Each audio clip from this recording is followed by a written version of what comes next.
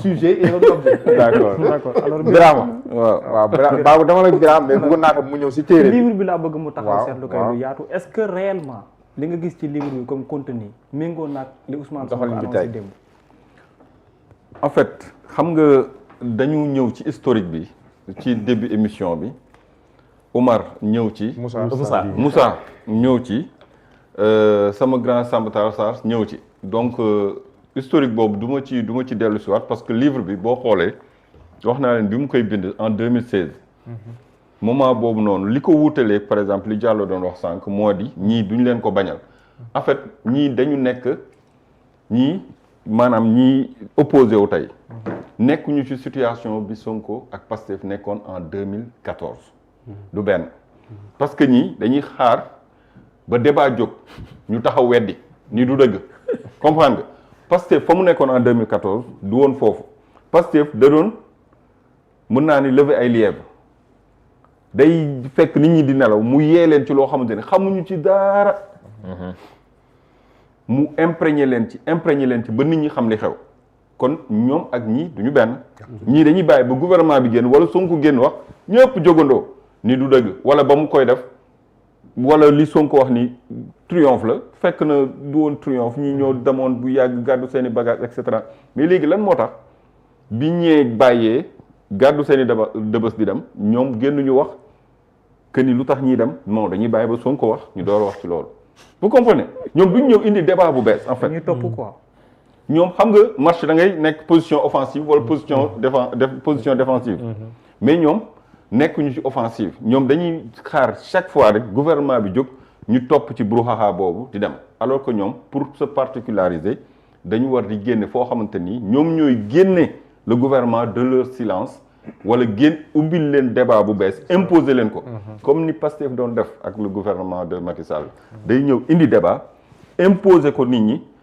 ñee génn di tontu di weddi coow li bëri nit ñi xool xam fan la dëgg gi féete te fekk amaana mënoon na jàll ba romb kenn du xam li xew Sénégal nee naa la man wàllum zircon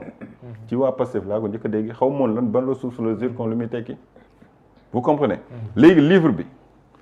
bi mu koy génne xam nga fekk na da cee wax ay conférence de presse yu bëri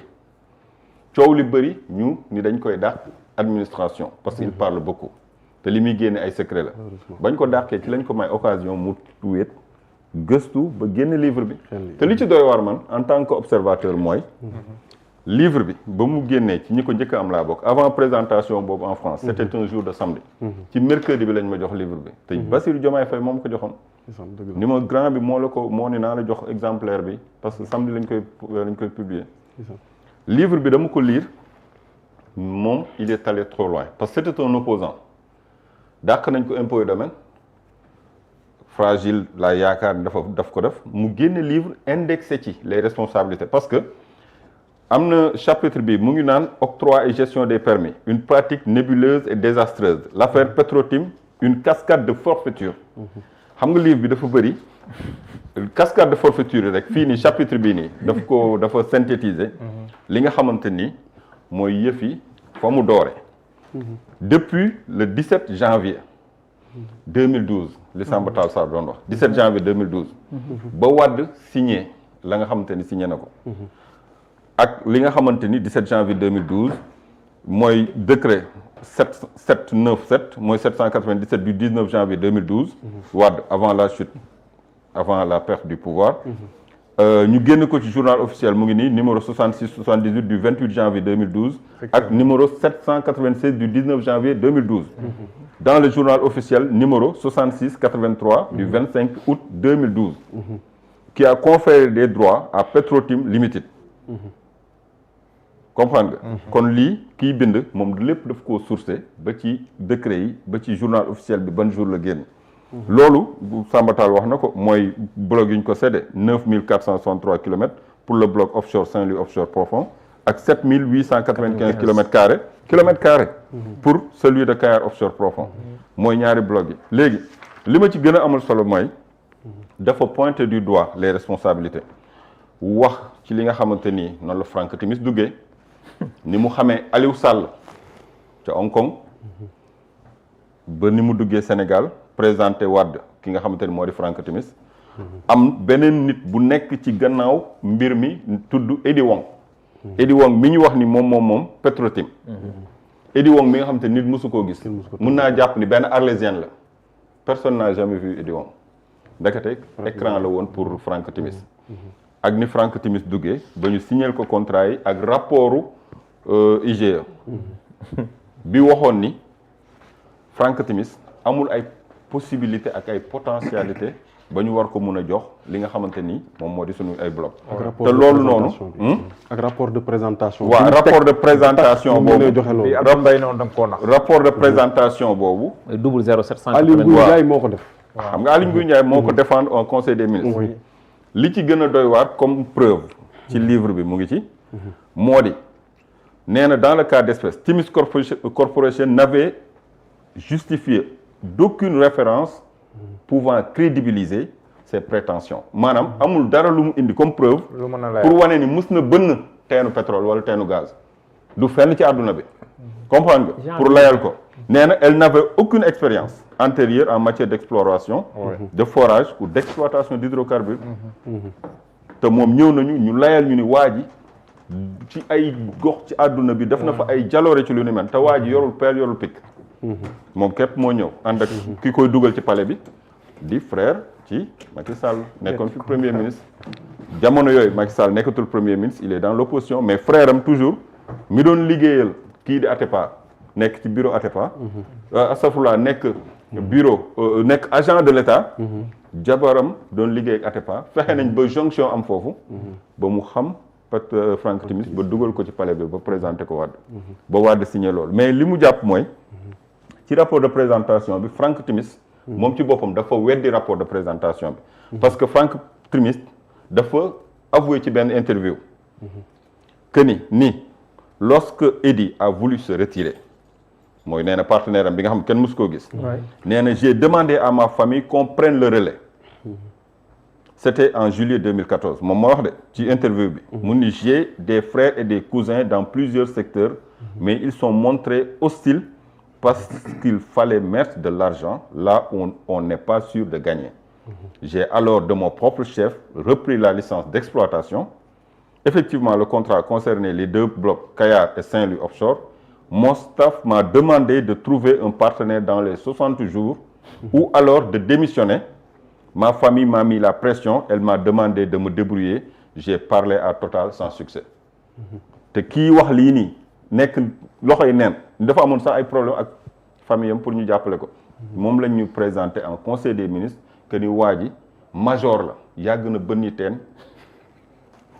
un peu partout dans le monde bënul teen Jolof te moom ci biir explication yi ci interview moom moo expliqué jafe-jafe yi mu amoon maanaam amul woon sax ay koppar pour mën a soobu ci mbir mi comprendre nga nee na et j'ai parlé à Total sans succès mais li ci doy waar mooy ci livre bi xam nga ñëw nañu y a tellement d'expressions yoo xam te ni yow da ngay jàngale bu ñuy wax le droit de préemption droit préemption bi wax nañ ñu ko mooy maanaam tey boo yoroon yëfu jàmbur ñu jox la ko boo demoon ba koy jaay la nga war a def mooy xool ca dëkk ba ku ko war a mën a jëfandikoo bala ngay wuti nit ca biti réew loolu mooy droit de préemption d'accord loolu waa ji respecté wu ko dem na ci ay marché am wut ay nitam jaay leen suñu ay licence yoo xam dañ ko jox gracieusement mu am ci ay milliards yu dul jeex léegi ki bind livre bi moom nee na bu loolu lépp amee d'accord am na ko présenté li mu présenté en conseil des ministres c'est faux premier ministre ba mu non ministre des mines ba woon la mu présenté ci rapport c'est faux Abdoul Mbaye génn na ni moom dañ ko induire en erreur boobu fekk na moom dàq nañ ko ci gouvernement bi ci lay door a xam ne dañ ko induire en erreur pointé nañ responsabilité am mais li gën a doy waar moo di nee na léegi comme lii am na ba pare ci biir livre bi nee na fraude fiscale bi mooy li ko gën a metti parce que nee na ci biir fraude fiscale bi ñoom dem nañ ba ni léegi le directeur des impôts ñoom ñu interpellé ko ni ko ce montage complexe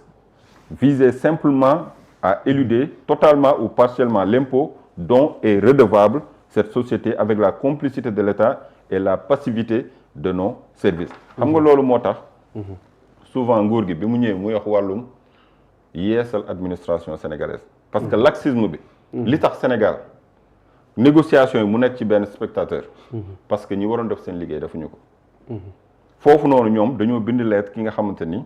moom moo di directeur des impôts wax ko rôle bi nga xamante ni impôt war na ko ciy jouer pour récupérer xaalis bi nga xamante ni Sénégal am na ko ci transaction boobu mais kooku si boppam sax au lieu que mu def liggéeyam ragal na peut-être ñu dàq ko deful liggéeyam na nga xamante ni noonu la waree mais lu mu ci mën di doon man jamono yooyu maa ngi jàpp ni kii c'est un opposant mu ngi bind livre di citer ay responsabilités mu ngi nii rôle et action des acteurs benn du président de la République Macky Sall parce que nee nañ Macky Sall li mu def moo raw délit d'initié pourquoi parce que Macky Sall dafa nekkoon Petrosen jiite exploitation ba doon directeur u Petrosen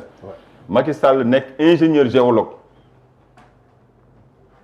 yoroon li nga xamante ni moo di fépp fu richesse am ci suufu Sénégal moom amoon na cartographie bi moom amoon na cartographie bi avant muy àgg ci niveau directeur Petrosen comprendre nga moo tax mu ni responsabilité am mu définir responsabilité président de la République commencé engagé ba pare Macky Sall boo xoolee banque des données quoi moo yoroon banque des données te boo xoolee li doy waar ci yëf yi mooy Abdoulaye Wade bi mu signé mbir mi 17 janvier 2012 Macky Sall defoon na ay contribution di wane ni bu ñëwee au pouvoir lii da koy dindi et pourtant bi mu ñëwee au pouvoir au mois d'avril bi mu ñëwee prêter serment au mois d'avril mais juin contrat bi Abdoulaye Wade signé woon Macky Sall bi mu ñëwee au mois de juin moom la njëkk a dëggal pour ba ñu génne ko ci journal officiel parce que bu dëggalul woon contrat boobu amaana contrat boobu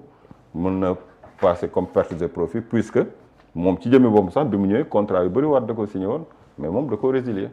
vous comprenez mais bii te li ngay wax noonu sax pour dëggal ko nga baal ma de maa ngi lay dog vas-y mais moom bi mu ñëwee dafa bi mu envoyé rapport bii génn nii dafa envoyé woon pour ñu def moom moo ko commandité woon pour ñu defal ko biñ ko koy defal ci diggante bi la xam kii Nafi Ngom ne ko bi mu ko ci la xam ci la affaire yi ci lañ ko présenté waa ji ci la frère am ñëw indil ko kaañ bi ci ñoom ne ko kaañ a ngi nii yónni na gars yi ñu dem fële kaañ mooy lan ngooñ kaañ waaw mooy xéewal rek occasion ñëw na ko pari waaw léegi mu ne mu ci la ne ya lii kon am na fi maanaam ci waxin quoi niñ ko mën a de façon imagée léegi nga gis ne li mu commandité ñu koy defaral waa engagé wu ko léegi nga gis ne am na leen mu changé ci diggante bi mu changé ne day signé Nafi Ngom Keïta à l'époque moo ne ko président bu ko signé parce que ñoom ñu ngi doon liggéey pareeguñu te xam na li mu jot a gis jëmul fenn maa ngi déglu c'est bien de préciser foofu noonu maa ngi doon wax naan ci livre bi dafa pointer les responsabilités benn par benn ku ci nekk mu wutal ubbil le chapitre te jamono yooyu lan moo tax en tant que opposant ñi mu tuddoon ci livre am accuser leen formellement wane seen responsabilité kenn ci ñoom jógul ni bàyyil ma poursuivre ko en justice à l'époque kenn jéemu ko te xam nga loo wax moom mun naaw mais loo bind moom day des mais kenn topp ko te foofu noonu mu ngi naan Macky Sall n'est pas un néophyte dans ce domaine maanaam du ignorant car ingénieur géologue de formation il a fait la carrière à la Société nationale d'hydrocarbures Petrosen il y gravit les échelons pour occuper finalement les postes de chef de division de banque de données jusqu'en décembre 2000 puis directeur général jusqu'en juillet 2001 avant d'atterrir à la tête du ministère de l'énergie, des mines et de l'hydraulique, de l'équipement et des transports en remplacement d'Abdoulaye Bathily. Il fut également conseiller du président de la République chargé de l'énergie, des mines d'avril 2000 à mai 2001. Merci beaucoup. Pour wan leen rek il était en terrain connu. mu ñëw ni et c'est dire que l'homme est en terrain connu et ne peut se prévaloir d'une quelconque turpitude. D'ailleurs, ses anciens camarades du parti PDS, devenus adversaires à partir de 2008, ne lui reprochaient-ils pas, à tort ou à raison, des fautes de gestion à la tête de ce ministère et des accointances douteuses, notamment avec l'Américain Forteza sur le gaz de Ngadiaga. xam nga waa PDS doon nañ ko accusé ci lu ni mel. di wane ni contrat boobu bi mu koy signé sax nee nañ sax ci jamono jooju la am kër Houston ci Amérique. Merci beaucoup. vous comprenez ñu def corrélation bi moment bi muy signé Forteza contrat moment boobu fexe na ba ñu gis ni Forteza fi mu établir aux États-Unis Macky Sall am na fa kër te kenn xamul fan la jëlee kër gi te loolu waa PDS ñoo ko doon accusé kon bu ñëwaatee nekk président de la République li mu njëkk a signé mooy lañ ni ko woon bul ko signé mu jox ko kii di Franck Timis kon xamoon na li muy def 19 juin 2012. te mode d'opération voilà la gis nga li mu def 19 juin 2012. voilà 19 juin 2012 te mu ngi mode nii exactement non c'est vrai dañ et puis Tu es bon. et puis loolu mooy deux décrets la ko signé waaw 597 19 juin 2012 publié dans le journal officiel numéro 68-78 du 28 juillet 2012 ak beneen contrat numéro 596 du 19 janvier 2012 dans le journal officiel boobu mooy Saint-Louis boobu mooy Saint-Louis offshore profond. voilà 66 85 83 du 25 août 2012 qui ont conféré des droits à Petrotim Limited. te gis nga lu am solo nga wax nii gis nga mode d'opération bi nga wax sànq par rapport ak kër gi mu am Houston soo xoolee même façon même manière la def avec pour sa maison actuelle au Maroc avec Adowa merci beaucoup garage pompier xam nga d'accord garage pompier. léegi Donc premier ministre bi nee na Abdoul Mbaye a tout à fait raison quand il interpelle le président en ces termes il n'a pas été fait état avant adoption de ces deux décrets d'un élément nouveau majeur, à savoir la relation particulière existant entre Petrotim Limited et votre frère, M. Aliou Sall. Ce dernier avait en effet déjà reçu mandat certifié le 28 mai 2012 pour créer au Sénégal la filiale Petrotim Sénégal SAU. Maanaam Petrotim Franck Timis bi mu créé société am dafa ñëw créer succursale au Sénégal jox ko le frère du président de la République gis nga foofu conflit d'intérêt am na foofu la amul 4 juillet. te ki mu ko jox sax déjà il était toujours employé de l'État du Sénégal 4 juillet. Société anonyme unipersonnelle. unipersonnel waaw est-ce que vous comprenez mu nekk li nga xamante ni par exemple kii nekk opposant ci jamono yooyu am fit bay bëgg a dee di indexer ay nit di ko indexer 2012 2014 2015 2016 ñu dàq la livre bi génn 2016 ba ni nga duggee assemblée nationale ngay défendre les mêmes causes di wax ni li ñuy joxe ci suñu ay contrats c'est des contrats léonins te bu ñu yegsee au pouvoir luñ ci mën a renégocier dinañ ko renégocier luñ ci mën a récupérer dinañ ko récupérer 10 ans après ou 13 ans après ñu nekk ci jamono yooyu lan lañ doon wax mënta ne mënta ne 13 ans après ñu dem banaan phosphate bi dina ñëwaat ñu dem banaan yaakaar teraanga day ñëwaat suñu ay loxo ñu dem ba ni léegi yegg si na suñu ay loxo des na de ICS li gën a doy waar ba léegi ñoom ñu ngi ci nee nañ dañ koy récupérer des na yeneen ñaar yoo xam ne retiré nañ ko ba pare mooy Kayar offshore shallow peu profond ak Saint-Louis offshore peu profond ñaar yëpp retiré nañ ko ci Oranto Petroleum cette firme nigérienne yëpp jëlaat nañ ko mais léegi est-ce que la question qu'on devrait se poser mooy ñii wax naan tey kii damoon na ba pare mënta nekk daf ngeen li mais ñooñu noonu tey ñun ñu ngi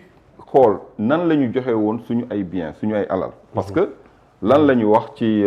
gaz bi benn jamono ñu ni nan lañ ko tuddee domestic supply obligation maanaam bu ñu produire gaz bi bala ngaa jaay bitim réew xanaa ñun ñi jéggaani gaz bitim réew ñun suñu consommation domestique boobu mooy li nga xamante ni amul négociation danga ñu war a jaay ñun dañuy jënd mais doo ñu fi jéggi xanaa dem di jaay biti réew bu dee foofu la problème bi jógee te ñu wax ni lan la ñu wax suñu constitution l'article 25-11 stipule que les ressources naturelles appartiennent au peuple. Elles sont utilisées pour l'amélioration de ses conditions de vie. loolu la ñu wax ci constitution bi waaye léegi bu fekkee loolu la constitution bi wax pour améliorer nos conditions de vie pétrole bi gaz bi génne nañ ko Sénégal ñun ñoo ko gën a soxla puisque dañuy jéggaani biti réew comment se fait-il que kon yow nga war ko mën a génne ba koy jaay biti réew fulla moo tax kon kooku ñu ni ko lii mooy nekk su loolu mënta nekk di nga wut beneen solution kooku dem yoonam waaw mu dem waaw kon loolu voilà non c'est une très bonne remarque. bu fekkee loolu mooy renégociation fexe yow ba nga gedd te perte ñu si ñun juróomi dërëm kenn yóbbuwuñu tribunal yow investir nga xëy suba gedd nga ñun ñu récupérer suñu alal mais bu fekkee loolu mooy renégociation est-ce que waruñu ko def ci yeneen contrat yi nga xamante ni moom moo nekk di circuler am sàmb te ñi koy wax perte ñu ci ñun perte ñu ci dara non c'est perte ñu ci dara bu fekkee dafa am loo bëggoon def ñun la loolu duñ ko nangu yow nga préféré gedd bàyyi projet bi mais kon sans compter lobby yi mu def ci suuf merci beaucoup dafa def ay lobby yu doy waar ci suuf te xam nga Bira li ngay wax nii dogguma la yàlla bu la dee dog allahumma amiin. xam nga ñu bari dañuy toog di wax naan ni ñu récupérer teranga yaakaar tur bi rek yaakaar tur bi rek yaakaar gi ñu am fii ci réew mii teranga am bu ko ci ko bloc génne. bii yàlla na nekk teranga pour sénégalais ak sénégalaises yi ñun loolu la ñu gëm buñ ko lijjanti woon ci bloc bu ñu Sangomar waxee- Sangomar bële ak Woodside est-ce que kon heure bi nekkutuñu ci yeneen waxu retrait bi ñu wax nii léegi dafa am yeneen ñaari bloc yu ñu retiré yu ñu waxagul non wax nañ ci c'est que gars yi ñoo comprendre ñoom laa bëgg a xamal lii bordereau d'envoi la lii mu ngi concerné compagnie bi ñu Oranto Petroleum mu concerné Saint-Louis offshore pas profond peu profond bordereau mooy d'envoi pour wane ni maa ngi wax ni contrat de recherche bii nga xamante ni mu ngi ki ko signé mooy le président de la République muy décret 2015 1181 du 20 août 2015 bi nga xam ni moom moo concerné entre Petrotim ak Oranto Petroleum ba tey c'est toujours Petrotim non kii ni ñu koy waxee Petrosen ak Oranto Petroleum ok. mooy cette firme nigérienne bi may wax nii léegi xam nga dafa am Kayar offshore profond ci biir géej mu am Saint-Louis offshore profond mu am peu profond moom la ñuy wax shallow en anglais léegi nag ci kaw loolu bloc yi dañ ko joxoon une firme nigérienne bii c'était en 2015 lañ leen ko joxoon rapport de bordereau bi Thierno Alassane Sall moo ko signé woon étant ministre rapport de présentation bi moo nekk nii mën nga lire après rapport de présentation Saint-Louis peu profond bi moo nekk nii décret bi moo nekk 2015 1181 signé par Macky Sall mu leer nañ ñu génne lii nga xamante ni moom mooy contrat de recherche bi muy Saint-Louis moo nekk nii muy contrat bi 2015 defuñu ci lenn ci liggéey ñu teg ko nee ñu dem ba ci yàgg mu am beneen rapport de présentation boo xam ne Mouhamadou Makhtar Cissé moo ko signé pour renouvellement titre bi programme bi on est d'accord kon décret ñu joxe ko muy 2020 541 bii ñu ngi ko signé le 27 février 2020 kon 2020 ba 2024 bii ba 2025 jëm 2026 bi defuñu ci dara Sénégal ak nguur gii nga xamante ñoom laa tuddee ñi nga xamante ni amuñu complexe kenn am seen fulla seen fayda ñu jël bi nga xamante ni moo nekk Saint-Louis ak bi nekk Kayar téyel ko seen bopp di yaakaar it lépp dañ koy jël après jox ko Petrosen mu amaat may ma rek damay leeral parce que lii am na ñu ko xamul woon ça veut dire que retrait yi non dama koy jox retrait yi concerné wul Kayar offshore kii concerné wul Teranga yaakaar rek ñaar yi ci la bokk loolu mooy benn ci nguur yi nga xam ne dañ fay jàll dafa am ñetti décret yoo xam ne daf fay jaar muy 2017 984 qui a été signé le 12 mai 2017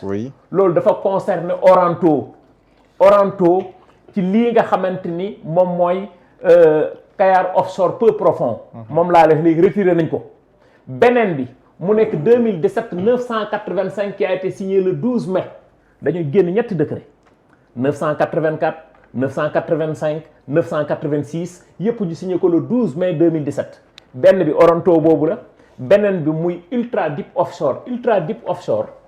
superficie 65 248 kilomètres carrés la. D'accord. maanaam nga jël région de Dakar région de Thiès région de Louga région de Saint-Louis région de Fatick région de Kaolack région de Diourbel ni mu toll noonu. lu toll nii la ñu jëloon jox ko total ci suñu géej ñun.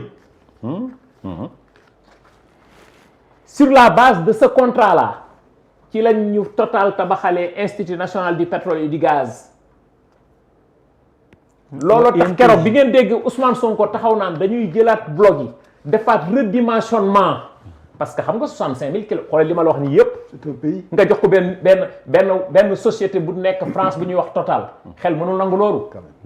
mu am décret 2017 bi ma la wax nii léegi 985 bii nga xamante ni mu ngi concerné kii ni ñu ko non 986 nga xam ne dafay concerné Rufisque offshore profond 10 357 kilomètres carrés 2017 laa lay wax ba fu ma toog di wax ak yow nii laaj leen seen diggante ñoom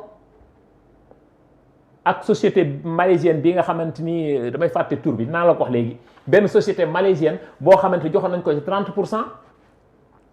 kon jàpp nañu ni ñun dañ doon jël suñu bloc di ko joxe ñoom ñiy def courtage ci seen biir di def li leen neex te liggéeyee lu ñu askan wi. ful la fayda mooy dama la jox sama ressource utiliser ko soo ko utiliser wul ci taxi yi la ñuy jël pour jëlaat suñu yëf te bal du tàkk sagar du xeeñ. parce que loi moo ñu ko may.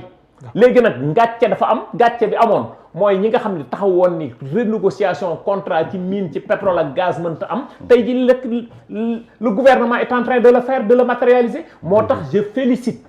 la primature je félicite le ministère de l'énergie du pétrole et des mines je félicite la SAR bi nga xamante ni tey jafe-jafe yi nga xam ne moo nekk tey ci àdduna ñëpp di taxaw naan pétrole essence gasoil tey jii tokk nañu foo xamante ne tey jii SAR mu ngi def nii démb la ko génne man def na des bénéfices de 39 milliards ak une somme boo xam ne mu ngi toll ci 136 milliards yoo xam ne moom moo ko téye ci gafakam te loolu musul am depuis l'indépendance SAR bi dinañ ci Birame nag pour nga wala waaw non foofu pour wax rek que ni ñu ngi wax ni ni ñu koy waxee Cosmos dem na BP dem na mais pas plus tard qu'aujourd'hui il y a des coopérations ou des partenariats qui sont en train d'être tissés entre la Malaisie ak ñi nga xamante ni ñoom ñoo di l'Inde concernant toujours l'exploitation de ce bloc pétrolier de Kayar donc ça veut dire kii moom bala moo dem pareegul dem bi sax mais déjà ñoom ñu ngi négocier ak ñeneen ñi nga xamante ni bu ñu defee joint venture peut-être war nañ mën a exploiter lu mooy li Babacar doon laaj sax waaw pour poursuivre le processus mais xam nga li ci doy waar mooy ba tey ci ndorteel yi xam nga jamono yi nga xamante ni ñu ngi doon négocier ba jox Frank Timis li nga xamante ni moom moo di blanching ni ko demal jamono yooyu Tullow Oil moo njëkkoon nekk di négocier ak Sénégal waaw dem nañ ba signé ak Frank Timis continuer di négocier ak Tullow Oil moom ñoo stable de négociation di continuer de négocier ndekete bloc bi muy négocier moom dem na ba gis ni au finish ndekete joxe nañ ko bu yàgg. amoon na sax bonus de signature nag. voilà xoolal loolu. amoon na sax bonus de signature. voilà maanaam. ay koppar bien sûr waaw kay leer na ok c'est connu. vous comprenez te Tullow Oil moomu bu leen fàtte ni en 2019 à la veille de la présidentielle. mais journal L'Observateur moo waxoon ni Tullow Oil. day financer dafa financer Ousmane Sonko. waaw. moo tax mu koy xeexal contrat yi. ba Tullow Oil moom mujj démentir ba menacer leen ba de poursuite ñu bàyyi wax ji. pour wan leen rek affaire bi. dafa yàgg. mais leneen li ci doy waar moo di le fait que le frère du président lan la war a mën a def suñu pétrole bañ ko ciy tudd. et la question que je me pose jusqu'à présent mooy la ñu ci am ci transaction yi. ba mu jógee ci Petrotim. ndegam moo représenté woon Petrotim Sénégal. Petrotim jaay na Cosmos. jaay na BP. ñoom. yoruñu peel yoruñu pic encaissé nañ seeni milliards ci këyit bu ñu la joxoon tout simplement ni la am nga ni mën naa ñu jox la nga dem ba ci biir dem ci marché yi jaay ko ku la neex encaissé say milliards léegi ñun ki nga xamante ni moom moo di doomu réewu Sénégal ñu doon tudd ni dafa lekk suñu 400000 sénégalais bu nekk te loolu wax jooju jógewul woon ci Pastef vous vous souvenez ci ñeneen la jóge woon léegi ñooñu noonu naka la ñuy mujjee ak ñoom. te pour C'est la wax la question qu'on devrait se non, poser. te pour Moussa si yow la ñuy ñëw pour sax wax ko loolu sax si yow la ñuy Moussa ñëw su ma bëgg ñu taxaw seen voilà fu mu toll nii léegi mooy ñu dem si Moussa Voilà, Birame, vas-y. c'est bon. Après, mais li wax lu am solo léegi Moussa boobu léegi dañu ne Moussa Samb après bu la neexee ñoom ñaar après ñu def ma ci dernier tour de table comme quoi Sénégal def na dégg nga waaw baaw waaw Moussa ak Samba très bien ci perspective après ñu dem si voilà Macky Sall perspective dernier bi tour de mooy table Sénégal léegi nangu na licence bi da koy fas yéene récupérer donc arrêté ministériel dina ñëw pour confirmer ko alors perspective yi lan lay nekk yi mais aussi tamit tey Petrosen bi nga nekk lan la ñu sumb luy